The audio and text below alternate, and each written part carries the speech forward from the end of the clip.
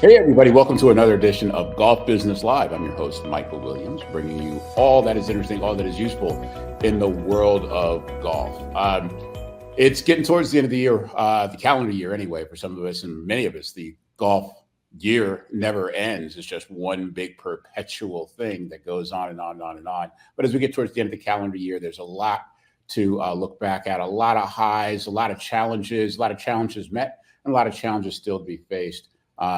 Many of those challenges come from different directions, but certainly a lot of them come from the world of advocacy, those issues that are in public policy that affect us golf course operators. I should say you golf course operators, me, former golf course operator. So I thought it'd be a great idea. We thought it'd be a great idea to bring on the guy who really, when you talk about the business of golf, he is, and being inside golf business, there's no one who's more of an insider in the golf business and really puts the capital B in the business of golf than our guest today. He is the Senior Director of Advocacy for the National Golf Course Owners Association. And I'm happy to say, my good friend, please welcome Ronnie Miles. Ronnie, how are you? Michael. Hello, Newman. How are you, my friend? I'm good.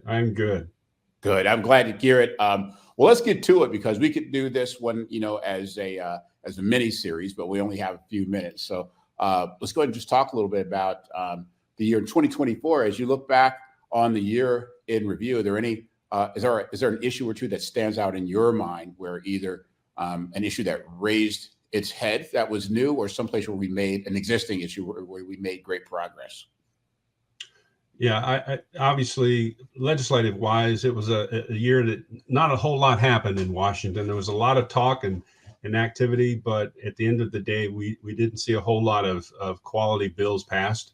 I think, for NGCOA, our big success, we finally, after years of work and putting the effort behind it, getting some of our members of Congress behind it, we finally had HR 3124 filed in this year, which was a great success for us to make sure that we had a lot of effort going in to change the tax code that would remove golf course from a list of organizations that were prohibited from using federal funds to support community redevelopment and other tax incentivized reinvestments within our community. So we're very pleased that we're able to get that bill filed this year and got it recognized. We've got a number of sponsors. We're working to pick up more sponsors.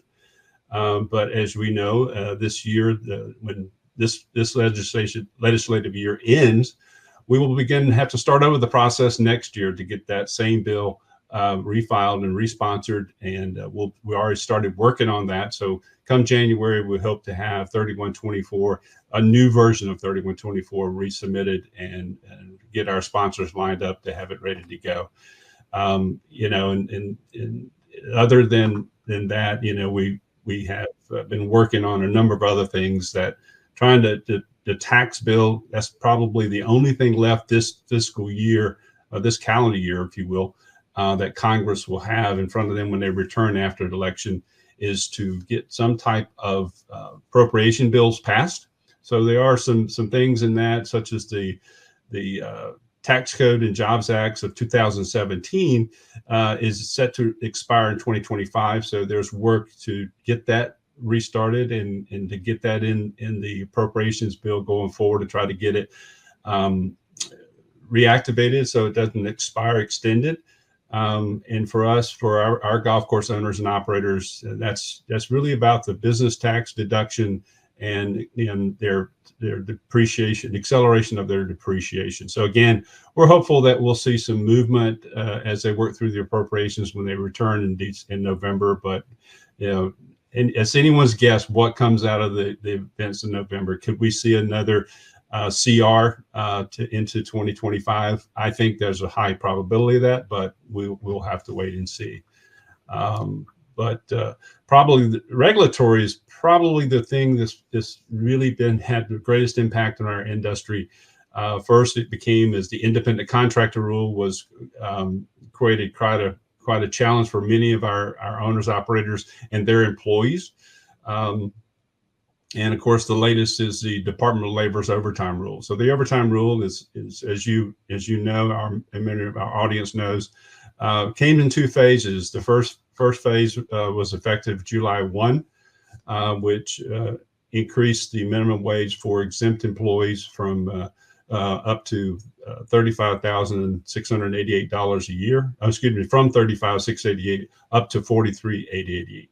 So again, phase two of that, which becomes effective 1 January, it will increase that minimum wage for exempt employees will go to $58,656, which is quite a jump from the $35,688 that it was on June 30th. So again, that's probably those two things have impacted our industry more than anything in these two regulatory initiatives.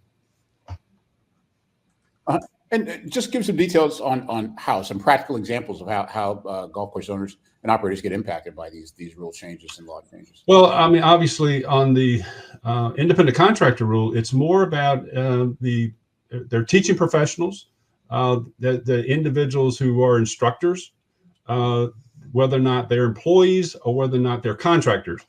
So again, this one is probably a session in itself to talk about, but it's really the impact had to do with how individuals who recognize themselves as independent contractors are designated, and do they qualify?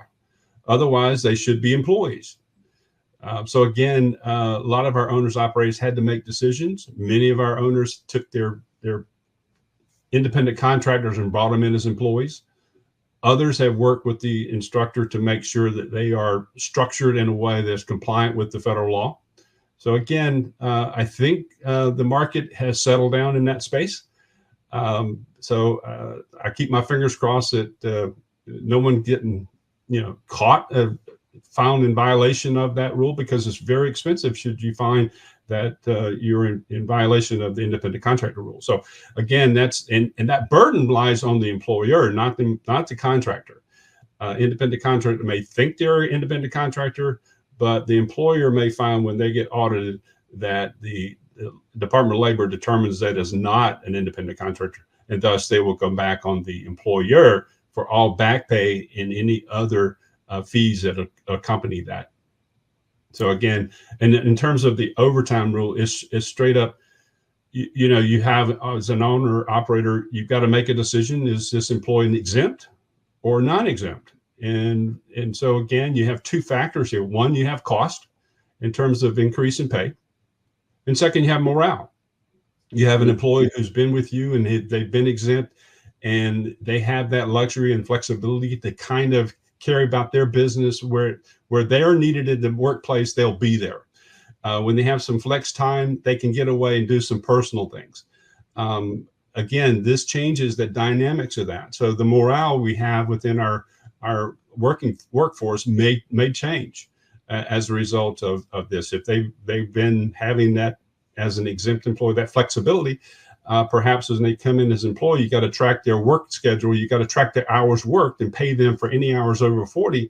That dynamic may change within that relationship between the owner and the employee.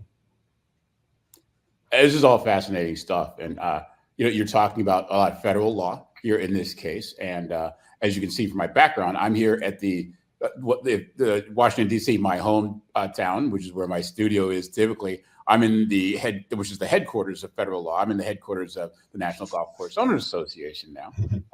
So I say all that to say that there's also things that happen away from the capital of the United States, and I mean the state houses and things like that. How can golf course owners and operators keep up with all this? I mean, it's complicated enough to keep up with the federal issues, and then to take into account what happens at the state and maybe municipal level.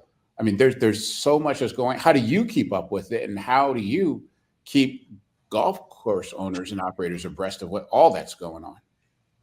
Yeah, well, it's a full-time job. You have to stay on top of it. You have to have resources. You have to have our colleagues within our industry work closely together to share information about issues that come up, and we try to make our owners operators aware of the issues that may impact their operation, their business. And then we have a tracking map, a legislative tracking map, where we track every state legislation that impacts what we believe will impact the Gulf. And that information is provided on our legislative tracking map, which is on our website.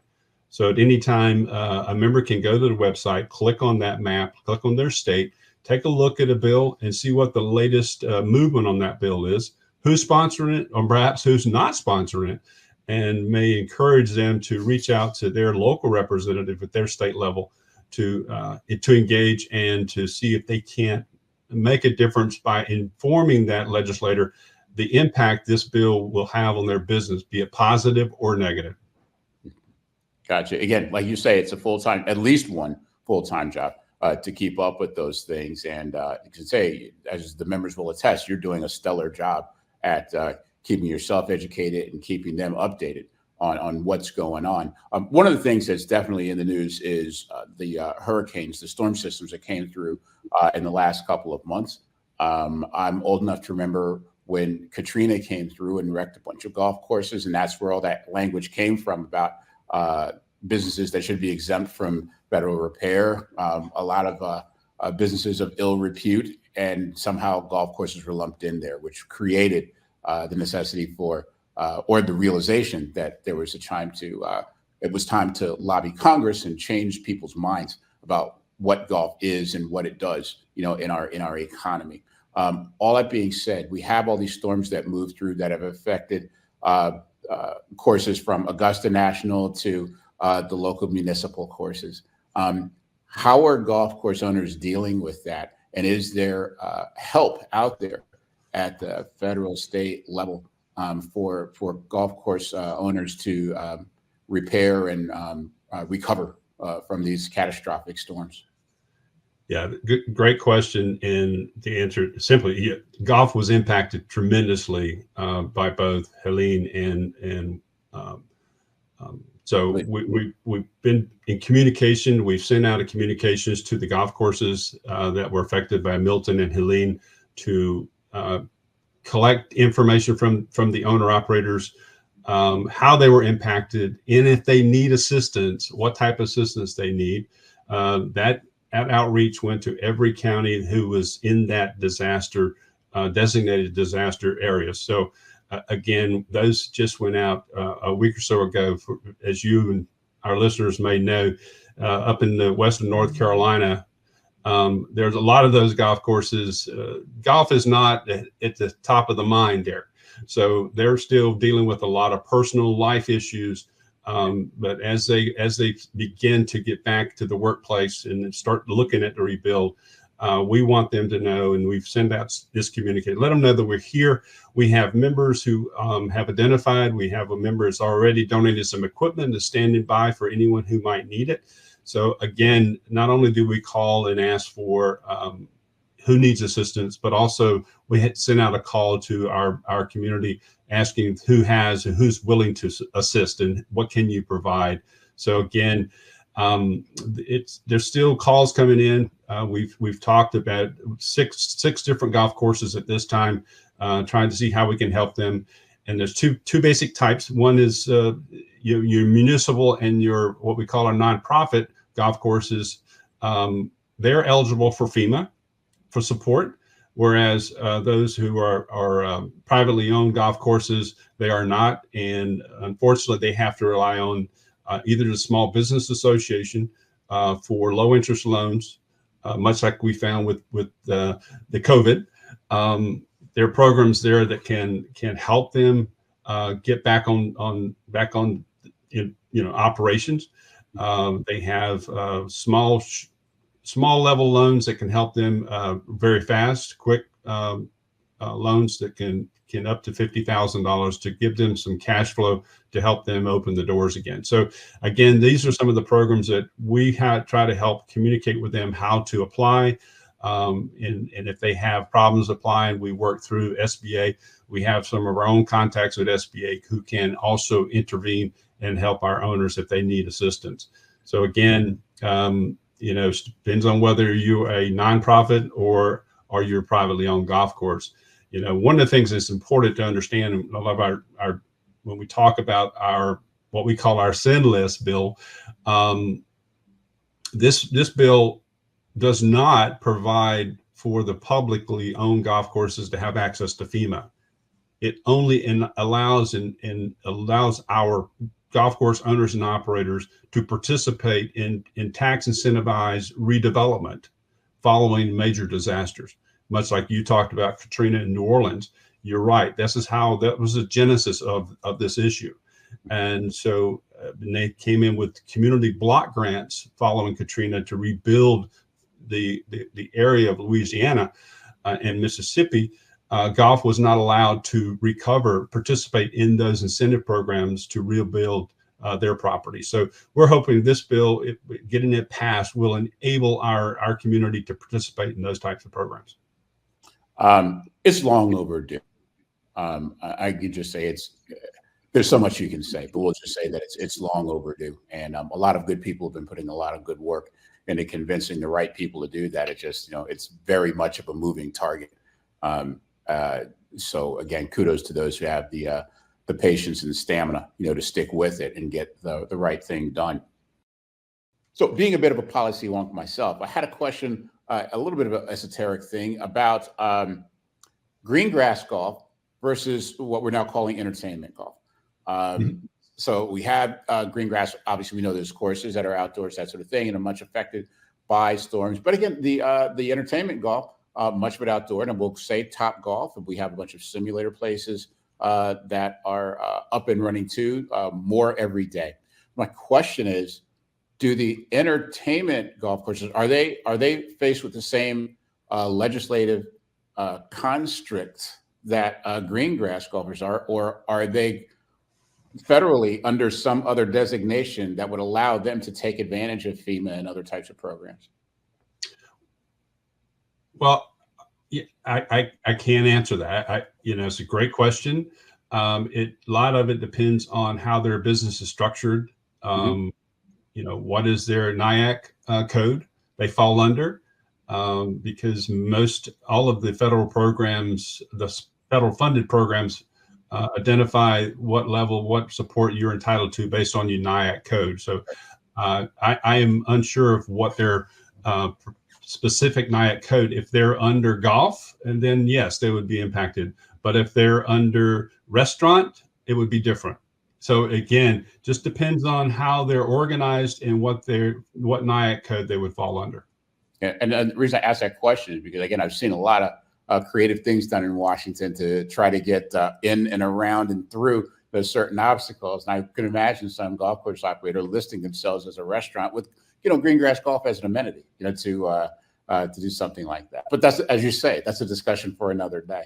I can only say on the labor side, on the other bills, yes, they would impact all the regulatory issues, impact them just like any other business. But right, relative to our 3124, HR 3124, right, it would depend on how they are organized. Depends on how they're organized. Good.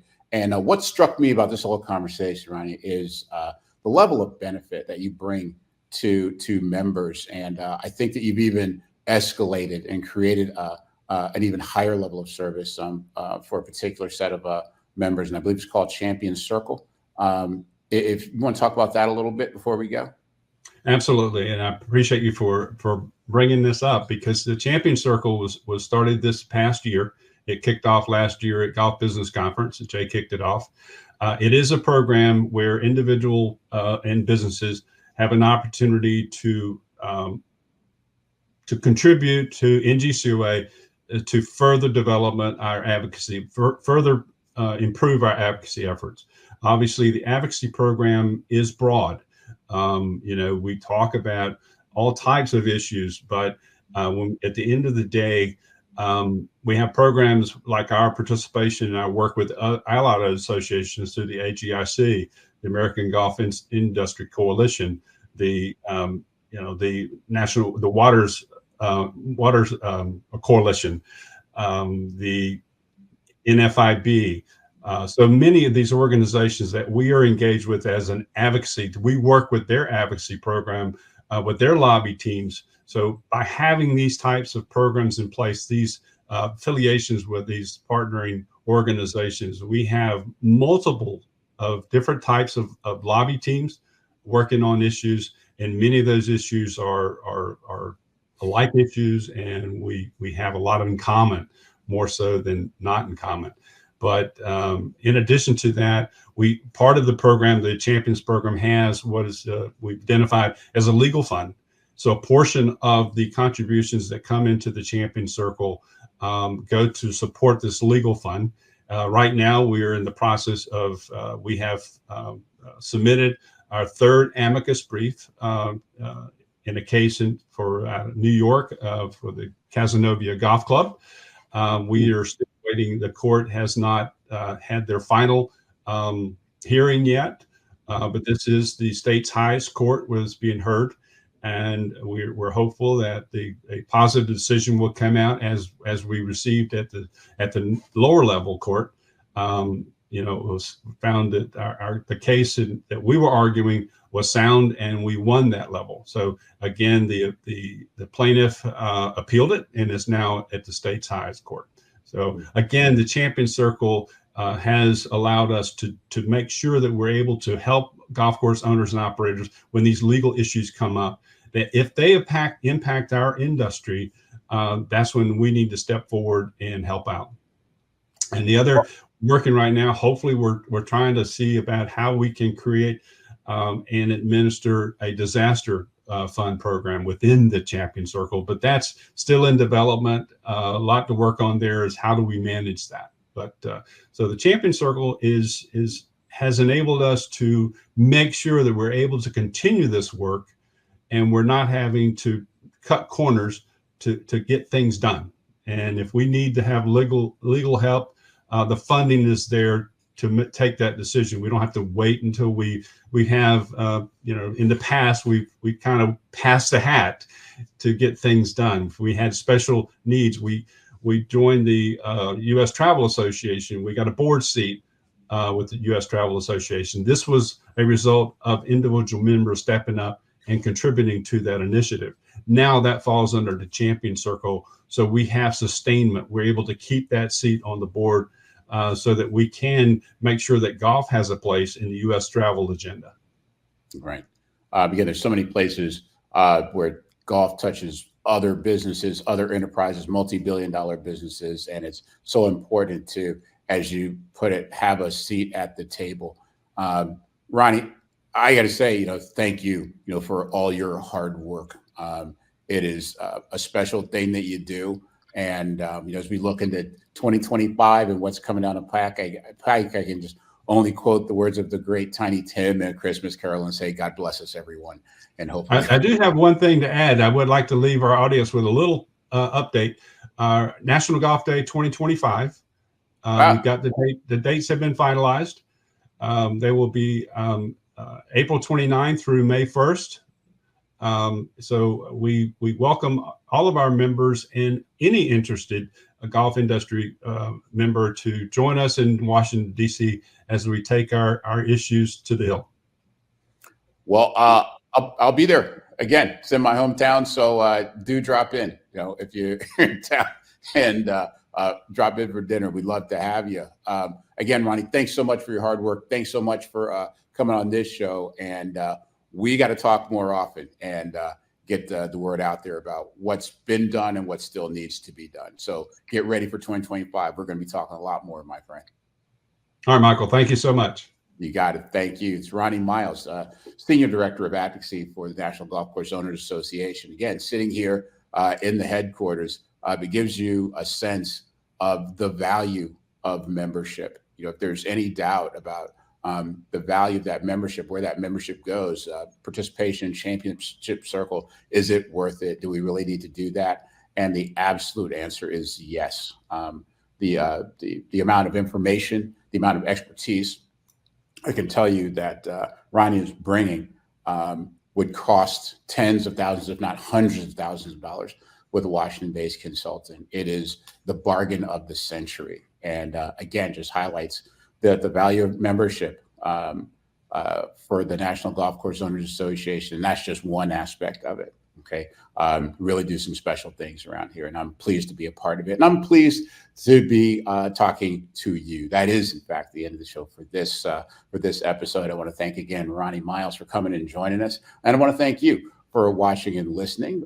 Be on the lookout for the next episode. It's going to be a good one, I guarantee you. So, on behalf of myself, Taylor, Harry, Jay, and all the gang, thanks so much for watching. We'll see you soon. And now, you don't have a break. You can go out and get a cold beverage and a crunchy snack for yourself and enjoy it.